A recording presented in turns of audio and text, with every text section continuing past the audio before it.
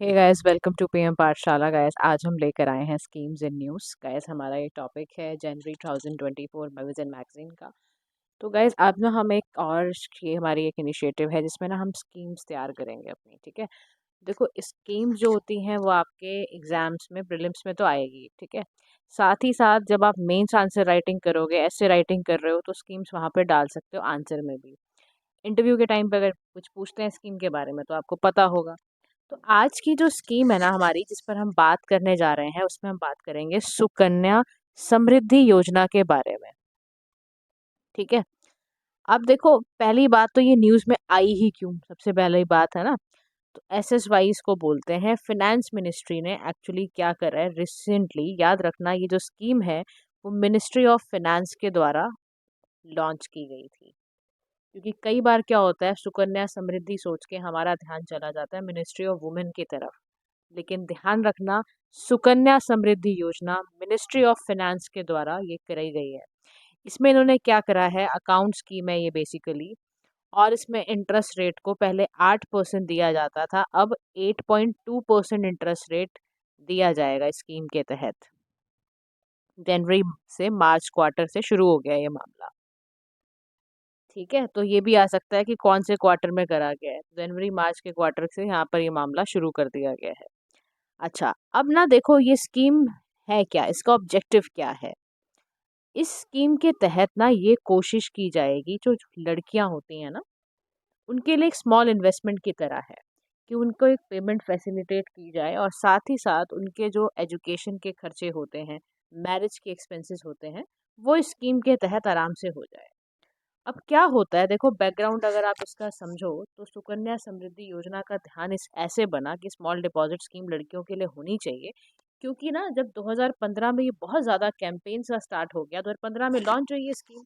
तो as a part of the Beti Bachao Beti Padhao campaign, तो देखो बड़ी पुरानी योजना है 2015 की। लेकिन क्योंकि हमें अभी हमारा इंटरेस्ट रेट इसका बढ़ा है, तो ये न्यूज़ में फिर से आ गई। तो फिर से आपका पॉपअप हो जाना चाहिए कि सुकन्या समृद्धि योजना। और आप देख ही रहे हो इस वक्त वुमेन बहुत ज़्यादा, नारी शक्ति पे बहुत काम किया जा रहा है। तो अकाउंट ओपनिंग ना आप कहीं पे भी करवा सकते हो। जैसे आपके देखो आस पड़ोस में भी कहीं लोग रहते हो जिनको इस स्कीम की ज़रूरत है, तो क्यों ना कनेक्ट किया जाए। आपके घर में मेड्स आती हो या जैसे भी और भी कोई व्यवस्था ऐसे दिखती हो आपको, तो आप बिल्कुल बताओ स्कीम के बारे में भी।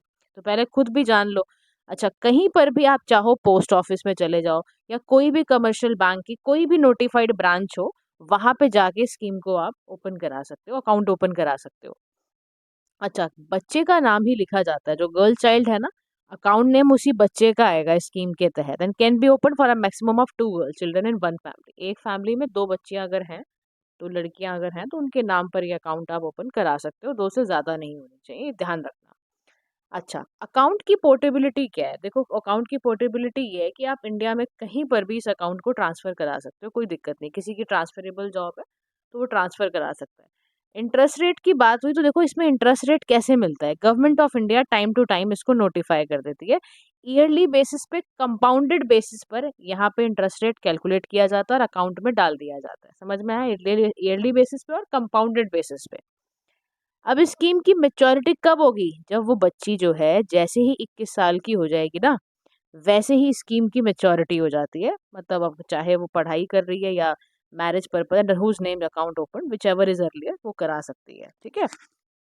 तो account shall mature after 21 years from the date of opening, या उसकी मैरिज पे, या जब वो जैसा ठीक है उसको ठीक लगे, जो भी अर्लियर आ जाए वो कर ले। फिर premature account, closure of account भी क्या हो सकता है? देखो सवाल आना चाहिए कि क्या ये जो सुकन्या समृद्धि योजना के तहत अकाउंट खुलाया गया, क्या इसका ऐसा भी हो सकता है कि 21 साल की ज़रूरत भी ना पड़े, और हम मैरिज के टाइम पे से पहले ही प्रीमेच्योर विड्रॉल क्या हो सकता है?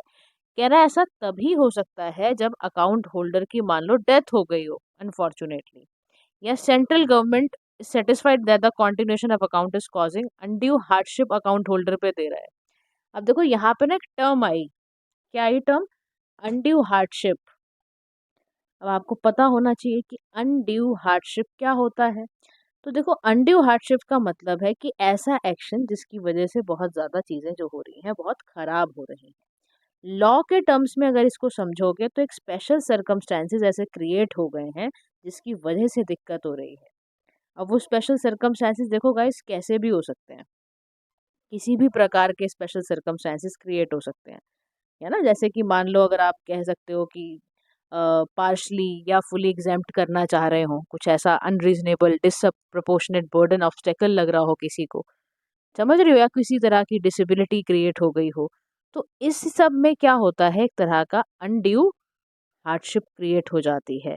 तो अनड्यू बर्डन जैसे कई बार हम बोल देते हैं ना कि कुछ ऐसा कुछ चीज़ें निकल कर आई जो अनजस्टिफाइबल थी, तो ऐसे ही अनड्यू का मतलब होता है कि जो कि अनरीजनेबल है, अनजस्टिफाइबल है, या जो कि इसके बियॉन्ड जा नहीं सकती जो चीज़, तो उसको हम कहते हैं अनड्यू हार्डशिप होना, या एनी, समझ रहे हो, किसी ना किसी तरीके से कुछ ऐसे सर्कमस्टेंसेस क्रिएट हो जाएं जिसको आप अवॉइड ना कर सको, समझ रहे हो, तो उसको हम कह देते हैं, वो चाहे रिसोर्सेज के बेसिस पर हो या किसी भी बेसिस पर कोई प्रॉब्लम आ रही हो, तो अगर ऐसा कुछ हो गया है तो प्रीमेच्योर विड्रॉल हो सकता है। तो समझ में आ गया, ऐसे दो ही सर्कमस्टांसेस हैं जिसमें सुकन्या समृद्धि के जो अकाउंट है वो प्रीमेच्योर क्लोजर हो सकता है।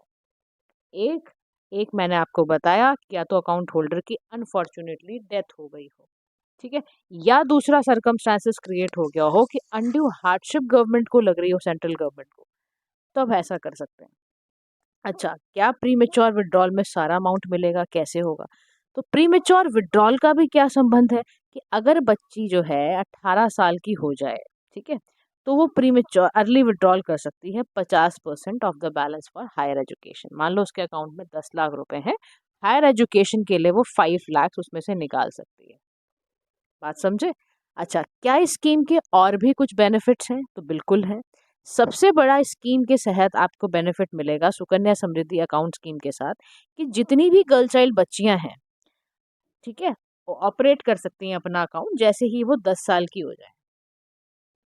देखो अब 10 साल में ना आपको लग तो रहा होगा कि बड़ी छोटी उम्र है, लेकिन बहुत सारी चीजें हैं गाइस, आजकल बच्चे थोड़े मेच्योर भी पैदा हो रहे हैं, मेच्योरिटी जल्दी आ जाती है बच्चों में, या कुछ भी उसके सर्कमस्टेंसेस ऐसे हैं, कम से कम वो अपने नाम पे ऑपरेट तो कर सकती है। तो फाइनेंशियल इंडिपेंडेंस आपने बच्ची को 10 साल की उम्र से ही देना शुरू कर दिया एक तरह से, वो बहुत ज़रूरी है। Payment on maturity of to girl child, payment मिलेगी उसको मेच्योरिटी होने पे। अभी तक क्या होता था कि भाई नहीं कुछ अर्न कर पाएगी या कुछ भी सर्कमस्टेंसेस वुमेन के ऐसे क्रिएट हो गए गए, कम से कम उसके पास कुछ तो होगा 21 साल की उम्र तक, at the time of his her marriage. तो interest payment even after maturity if account is not closed, या ट्रांसफरेबल एनीवेयर इंडिया में आप कर सकते हो। Deposit may be made in the account till the completion of the period, date opening करके, यानी कि आप कहीं पे भी ट्रांसफर कराओ, या डिपॉजिट जो आपने डाले हैं 15 साल तक, till the completion of 15 years from the date of opening of the account, तो आप ये सब चीज़ें कर सकते हो वहाँ पर। फिर कह रहा है कि क्या क्या डॉक्यूमेंट्स की रिक्वायरमेंट पड़ेगी।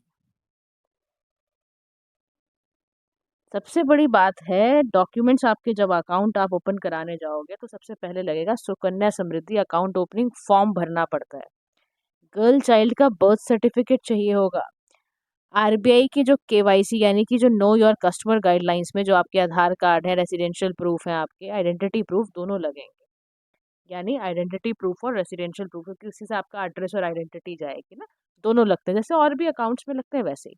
यहाँ देखो अगर बच्ची ने, देखो मैं एक बेनिफिट, बड़ा इंपॉर्टेंट बेनिफिट है ये, कि इंटरेस्ट पेमेंट आपको तब तक मिल रही है अगर मान लो आपने अकाउंट नहीं भी क्लोज कराया, आप चलाते ही जा रहे हो, कोई ऐसा थोड़ा ना है कि आपको कराना ही कराना है। अकाउंट आप मत ओपन क्लोज कराओ और आपको मिलता रहेगा आराम से, इंटरेस्ट पेमेंट भी अच्छी आएगी, और इंटरेस्ट देखो आप नॉर्मल अकाउंट्स में इतना, एफडीज में नहीं है गाइस इतना इंटरेस्ट जितना इसमें सेंट्रल गवर्नमेंट 8.2% इंटरेस्ट दे रही है। तो देखो आप भी अपने प्लान इस तरह से करो बच्चों के लिए। अच्छा, अब यहाँ पर देखो सुकन्या समृद्धि योजना से सबसे बड़ी बात क्या है, देखो लड़कियों के लिए सबसे बड़ा बेनिफिट पता है कि अट्रैक्टिव इंटरेस्ट रेट, अभी हमने बात करी। फिर बच्चियों का एजुकेशन एंड मैरिज एक्सपेंसेस में ना लोग बहुत वो करते हैं कि ये लड़की पैदा हो गई, ओहो ये सब चीज़ें, प्रीमेच्योर विड्रॉल अलाउड होगा, टैक्स बेनिफिट मिलते हैं अंडर सेक्शन 80C, तो टैक्स का बेनिफिट मिला, टैक्स एजेम्पशन का, और दूसरा प्रीमेच्योर विड्रॉल अलाउड है। मिनिमम अमाउंट यहाँ पे 250 रुपये से शुरू होता है, ठीक है, मैक्सिमम आप 1.5 लाख एक साल में डिपॉजिट करा सकते हो। एलिजिबिलिटी क्या है, बच्ची 10 साल के अंडर अंडर होनी चाहिए, 10 साल से ऊपर नहीं होनी चाहिए, 10 साल से नीचे की है तो आप ये अकाउंट ओपन करा सकते हैं। समझ आया? तो ये होलिस्टिकली स्कीम को अगर आपने समझा है तो आपको डेफिनेटली बहुत अच्छे से समझ आ गया होगा। हर एक स्कीम के ऊपर भी गाइस क्योंकि क्वेश्चन आता ही आता है, कोई पीसेस उठा लो, कोई आप यूपीएससी का क्वेश्चंस उठा लो, तो वहाँ कहीं न कहीं क्वेश्चंस इस तरह से डाल दिए जाते हैं। तो be very careful about it. तो होपफुली आपको ये स्कीम समझ आ गई होगी। Thank you so much for listening. Do like, share and subscribe to PM Pathshala. Have a nice day to all.